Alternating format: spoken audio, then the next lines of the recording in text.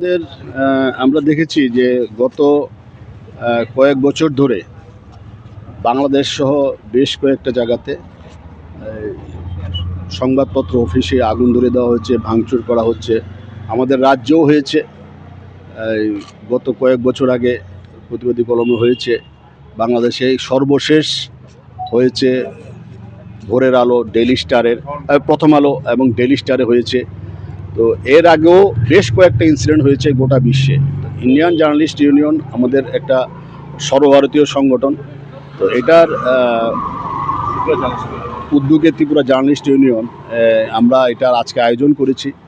যে যেভাবে গোটা বিশ্বে এবং সর্বশেষ বাংলাদেশে প্রথম আলো এবং ডেইলি স্টারে আগুন পুড়িয়ে দেওয়া হয়েছে এবং অনেক সাংবাদিককে হত্যা করা হয়েছে এবং জেলে আছে ওই দেশের বাংলাদেশের নির্বাচিত একজন সাধারণ সম্পাদক, এখনও জেলে বন্দী আছে, কোনো বিচার হচ্ছে না ঢাকা প্রেস ক্লাবের। এইটার প্রতিবাদে, সবগুলোর প্রতিবাদে আজকে আমরা এই মৌন প্রতিবাদ কর্মসূচি কালো ব্যাচ পরে আমরা আয়োজন করছি। এটা প্রতীকী প্রতিবাদ, ত্রিপুরা জার্নালিস্ট ইউনিয়নের এটা প্রতীকী প্রতিবাদ। আমাদের এখানে সবাই সিনিয়র সাংবাদিকরা রয়েছেন, জুনিয়ররাও রয়েছেন।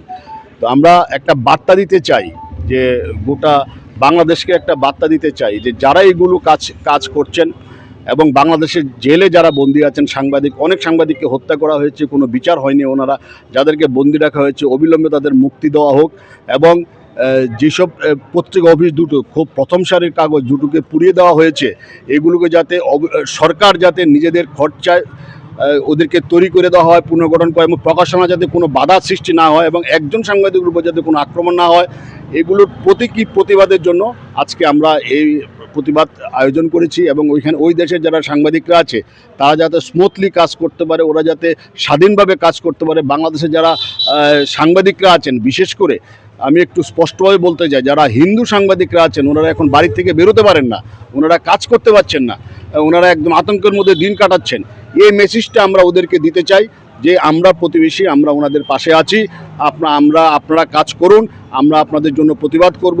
গোটা দেশে আমাদের এই প্রতিবাদ আজকে যাবে, একটা মেসেজ যাবে এবং যাতে আপনারাও যাতে ন্যায়ের জন্য এবং আপনারা যাতে সত্যি ঘটনা বাংলাদেশে করতে পারেন, সাংবাদিকতাটা সঠিকভাবে করতে পারেন, স্বাধীনভাবে করতে পারেন।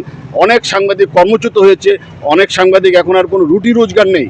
এগুলো সব কিছুর প্রতিবাদে আজকে আমরা একটা মেসেজ দিতে চাই। ত্রিপুরা জার্নালিস্ট ইউনিয়নের পক্ষ থেকে আমরা একটা মেসেজ দিতে চাই। এভাবে সংবাদপত্র যেখানেই হোক, যে রাজ্যে হোক, এটা ত্রিপুরায় হোক, বাংলাদেশে হোক, কলকাতায় হোক, দিল্লিতে হোক, যেখানেই হোক, আমরা দেখেছি যে উত্তরপ্রদেশেও কিছুদিন আগে একজন সাংবাদিককে হত্যা করা হয়েছে।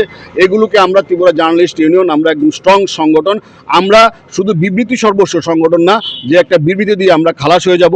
আমরা এই জন্য আমরা সব প্রতিটি ক্ষেত্রে আমাদের প্রতিবাদ, আপনারা জানেন অতীতেও যেসব সাংবাদিক আক্রান্ত হয়েছে রাজ্যে এবং এই যেসব পত্রিকা অফিস আক্রান্ত হয়েছে, ত্রিপুরা জার্নালিস্ট ইউনিয়ন প্রথম সাথে ছুটে যায়, আক্রান্ত হওয়ার সাথে ছুটে যায়। আমরা একটা সরব সংগঠন, আমরা শুধু নীরব এবং কাগজি সংগঠন না।